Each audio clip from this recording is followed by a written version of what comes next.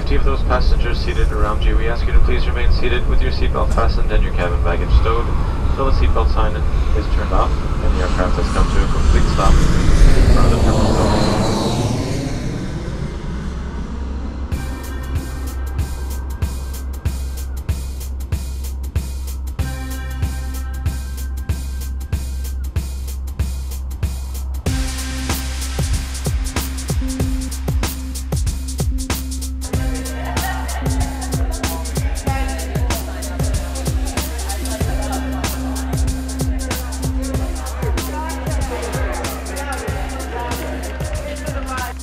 So it's 11 o'clock at night.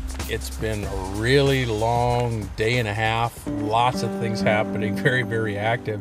So you could almost say that it was planes, trains, and automobiles for me. We started off on Friday doing dragon boat practice because I'm part of the deckhand dragon boat team through La Valley Industries.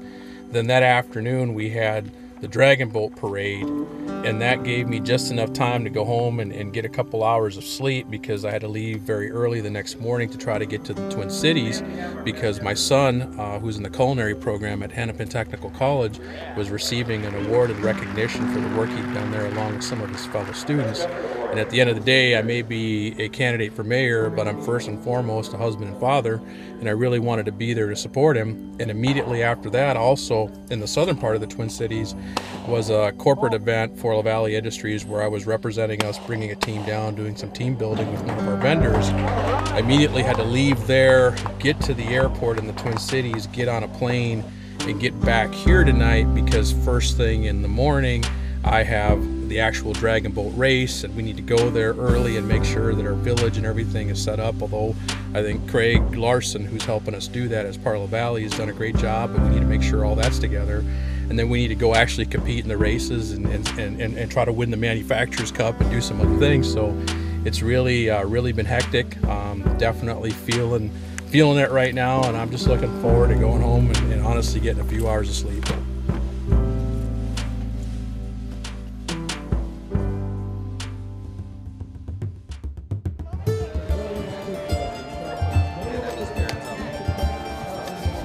All right, I got the roster all Lavalletized. Andrew, you ready? Yeah, I was gonna go down and see what time. All right, let's get everybody around the table. I want to talk rowing here for a minute. First of all, I'd like to say thanks to Craig for getting this put together. Yeah, good job, Craig. Yeah, Craig. Not a problem. Happy to do it. So I'm really excited about this event because I'm always looking for ways to get everybody together to do team activities. It's a team bonding experience this year, this Dragon Boat deal. I wanted to do it for years, but never had enough employees to put a team together. So this is pretty cool. However, that being said, you know, I'm a competitive guy. You guys all know that. This team, as I heard, I missed a couple practices, or the only practices. Now you missed all the practices. Let's get that right. I missed all the practices, but I've done this a couple of times. And I've Lavalleized the roster, Lavalletized it. I was just thinking about that too. Lucy's going to have the bird's eye view of everything. Lucy and the steersman, they're going to be trying to guide us, and that's what they've kind of tried to teach us too, is listen to the steersman and your drummer.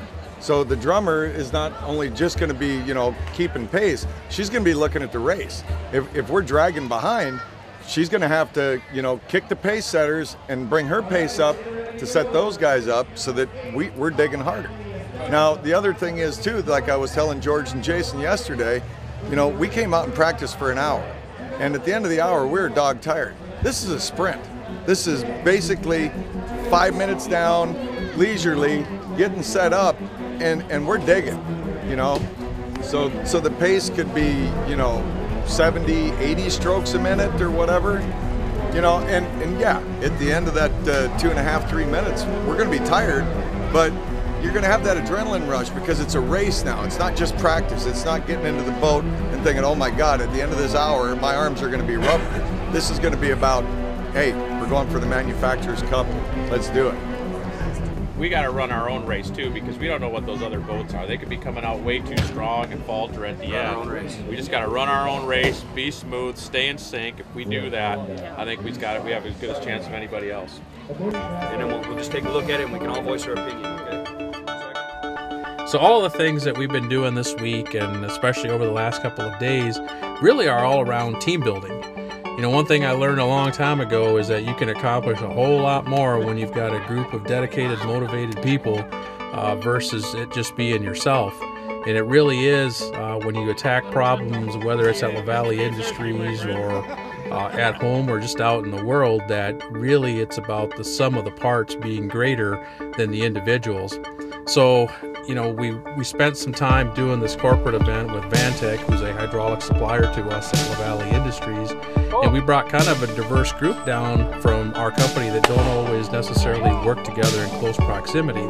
So I had service there, I had sales there, I had purchasing there, and myself kind of representing management and finance.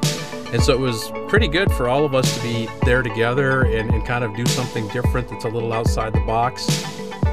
Another fun thing about the event for me personally was that I got an opportunity to fire a shotgun, and it had definitely been a while since I'd fired a weapon of any kind. So that was a really cool thing for me. Obviously, I had a little bit of trepidation because we're going there as a team and we're competing as a team and we want to have a good score. And I hadn't fired a weapon in quite some time, so you're hoping that you can at least hit the broadside of a barn and put up a good score and not let your teammates down. So fortunately, we were able to go out there and I actually shot pretty well, and it all worked out, and we had a great time and put up a good score, and so it turned out really well. Did you put a shell in? No. Well, there is. All right, for like the 8th time, let's do this. Nice!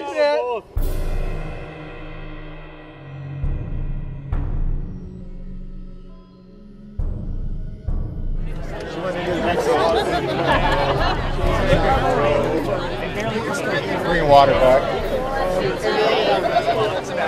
I don't want to know. I'm here to win.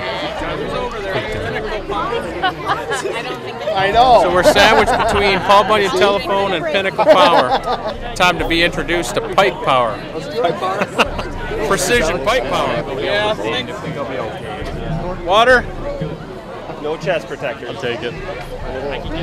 Stay in the batting cage. Deck can destruction. Dump, dump, dump, dump. Bop, bop, bop. What's that? The background music for 300 when they're, Always with the 300. Jay, You know they lost at the end, right? you know what I just realized? John and Keith. Don and Keith. George and Jason. Kate and Mike. Deckhands, prepare for glory!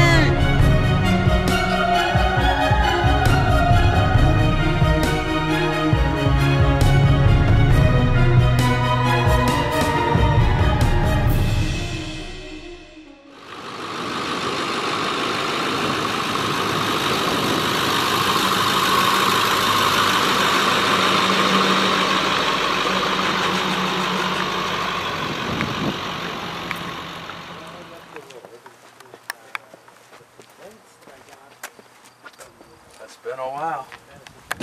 Wow. We're gonna take it nice and slow back there. I'm not sure I know. Last time was that I was on a school bus. I sure don't fit in this thing like I used to.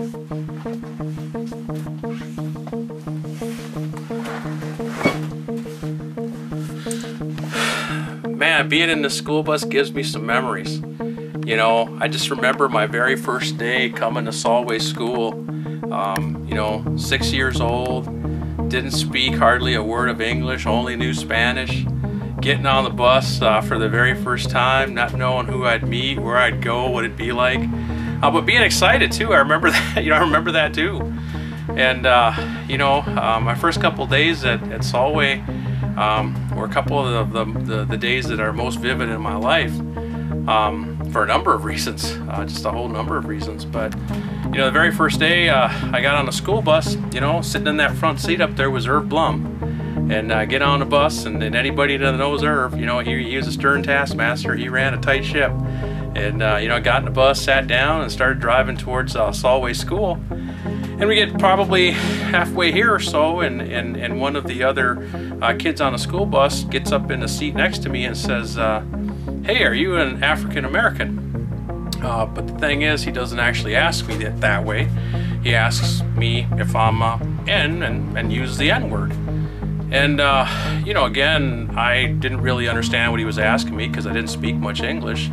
So pretty much all the way to Solway School, he just kept asking me the same question over and over again. And, you know, I knew he was asking me something, but really didn't understand, you know, what he wanted. So that night when I got back to the house, I sat down with my mother and I asked her, and I said, you know, I've got this other kid on the school bus and he's asking me this, and I have no clue what that means.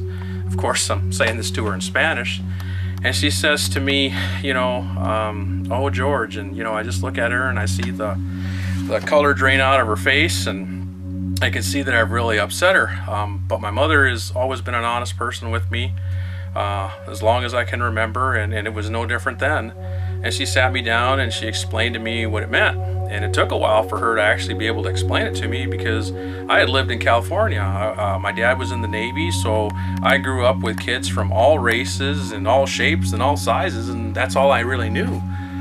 So for me to even grasp what she was asking me took a little bit. But I understood it, and I understood what it meant, even at that age. And so the next day I got on a school bus and we're headed back to Solway, and halfway here the exact same thing happens again. And this guy starts riding me and riding me and riding me. And about the time we get really close to pulling into the driveway of Solway School, I finally had enough, and so I slugged him. And the next thing you know, we're lying in this aisle, rolling around, feet and fists and whatnot flying around. And Herb Blum's got to stop the bus, pull it over, and tear us apart, and do what he does, you know, and finish coming to school, you know. And you know, I wish I could tell you that that was kind of the end of it, but it really wasn't. That particular kid rode me about that kind of stuff the whole 5 years that I was here. And so when people, you know, I tell people the story and they ask me about it, you know, a lot of times I'm being asked, well, did you tell anyone in the school? Well, no, never really thought to. It's not how we handled things back then. Again, not saying it's right, but that's just not how we operated. So I have people ask me, well, did you talk to your parents more about it? No, not really. It's just something that was part of my everyday. I dealt with it. And, you know, I've had other people say to me, well, you must have faked sickness a lot and not wanted to come into school, or you probably dreaded coming here every day, or those kinds of things. And, you know, that wasn't true either. And for those folks, sometimes I stump them when I tell them that, because they have a hard time, you know, understanding why, you know, if this is going on every day, why weren't you miserable? And the reason I wasn't miserable is because I had 30 other people here, 30 other kids that were in my class, that were my classmates, that were my friends, some of whom are my friends to this day. And every day when I got up, I looked forward to seeing those kids. I looked forward to being a part of the class. I looked forward to all the other people that were here. And so that's why I got up and I was always upbeat and ready to go. And yes, I had to deal with one person that was kind of a problem. But, you know, that's life. You know, that's just kind of how it works, you know. And so I'm really grateful that that experience happened to me at such an early stage, because it really taught me how to deal with those kinds of issues. It taught me how to overcome those issues, taught me how to stand up for myself, taught me how to deal with all of these kinds of things at a very early stage. But most importantly, it taught me a lot about racism and prejudice and discrimination, and the fact that, you know, sometimes people want to generalize and paint things with a big brush and say this group of people is racist, or, you know, this particular group of people are always, you know, discriminating and those kinds of things. And I've never found that to be true, not at 6 years old, not at any other stage of my life. What I found is that there are individual people who are racist, who are prejudiced, and who do discriminate, but they're not entire groups of people. And, you know, they have prejudices and discriminate not just based on race, but on all kinds of things, from how much you weigh, to where you live, to how much money you make, to who are your friends. The list goes on, you know. And so long as there are human beings on this planet, I got a good feeling that that's probably how it's going to be. Now, that doesn't mean that you should tolerate it, put up with it, or not talk to people when those kinds of things happen. Absolutely, you should. But at the end of the day, you know, in my life, I've always chosen to look at my glasses half full. And so I could, in those days, look at the one kid that was causing me a problem, or the 30 that I really looked forward to being with and I had a great time with. So I look at life very much the same way. Yes, you have to overcome, you have to deal with these problems. They need to be dealt with in an appropriate way. But I'm never going to let those kinds of things make me bitter, or make me angry, or make me upset, or anything like that. Because at the end of the day, I know that's just an individual person. It's not a whole race or group of people. And I can also tell you that, you know, over time, people have asked me the same thing. Well, who was that guy? Did he ever change? Did things get better? You know, I really lost track of that particular person partway through middle school. I don't know much more. I don't know if he's still in the community, not in the community, but the one thing I would never do is tell somebody who it was, because, I mean, we were 6, 7, 8, 9 years old when this stuff was going on. I don't know what his home life was like. I don't know anything about him other than what I saw at school. And for all I know, you know, he's not the same person. I mean, he could be radically different and could operate in a completely different way. On the other hand, he might be exactly the way he was when he was 6 years old. I really don't know. But I would never jump to the conclusion that that's just the way he is right now. And I would never do that to him because, you know, people always have the opportunity to grow and to change and to overcome and to become better. And no matter what side of that prejudice you're on, that holds true. And wherever he is, you know, I really wish him the best, and I hope that he's got a different frame of mind, but I certainly don't hold any bitterness towards him.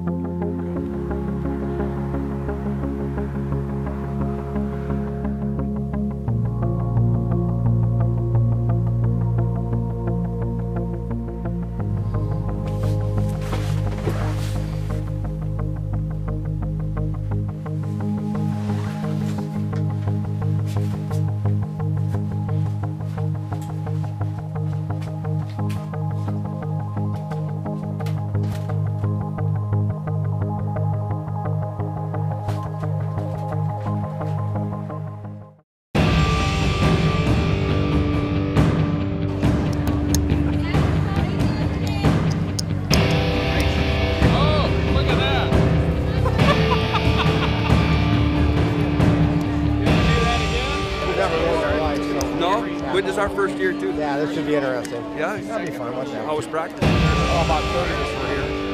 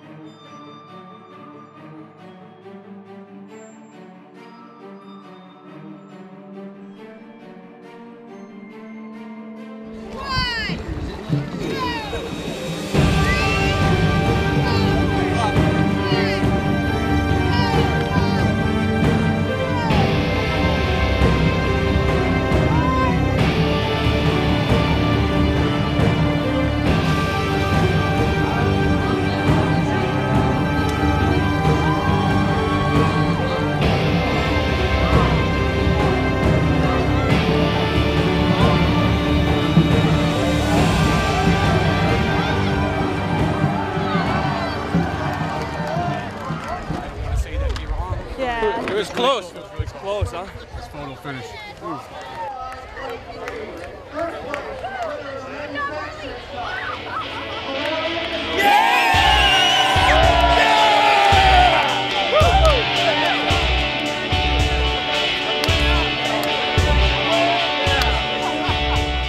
If you look at all the people that are here from all the different walks of life and all over, not just Bemidji, but all the surrounding areas of the community, you can see it's a terrific support for this event. Just a lot of good things going on, a lot of fundraising happening to support the community and different causes, so that was really good. And actually, I was just really honored to be a part of it. This is the second year that we've given away this trophy. A year ago, it was Team Industries. They were not back to defend their title. I don't know if it would have mattered. LaValle Industries wins the Manufacturers Cup in their first year participating in the festival. So come on up.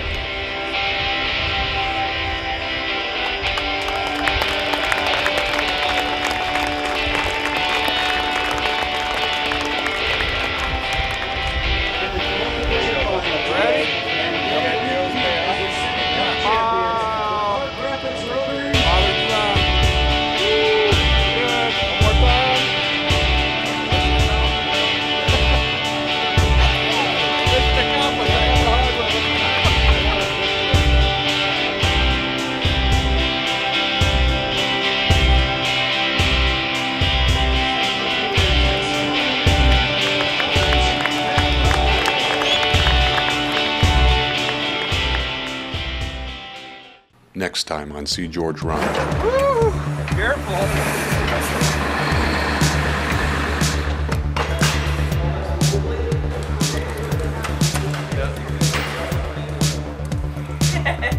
This is my life. I'll change that every 3 months. It's an extremely humbling experience to know what you're worth and to basically be forced out because you want a life for yourself. Hard questions, the questions that really should be asked, don't get asked until after the fact, until the ship has sailed, till the door is closed.